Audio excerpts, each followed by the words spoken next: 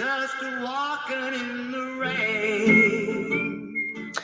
Our next decade is the 1950s, which is a great year for rock and roll. Rock and roll, which you've probably heard a lot of today, has stayed popular all the way until now, all the way back from the 1950s where it started, with artists like Chuck Berry, who was famous for starting with a little bit of electric guitar and some nice drums and some awesome vocals.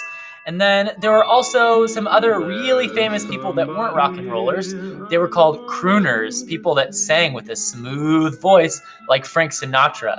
And the reason they were able to sing with a smooth voice is because they had just invented microphones.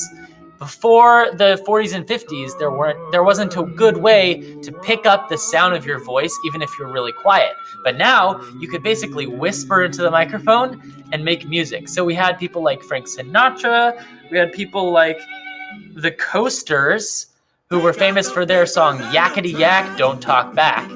And people like Johnny Ray, who is called the King of Cry, because he made songs that sounded like he was crying and really emotional and sad, and the fans went crazy for him. So just remember, the 50s was when all these big singers started becoming famous, like Elvis, like Frank Sinatra, and like the Coasters.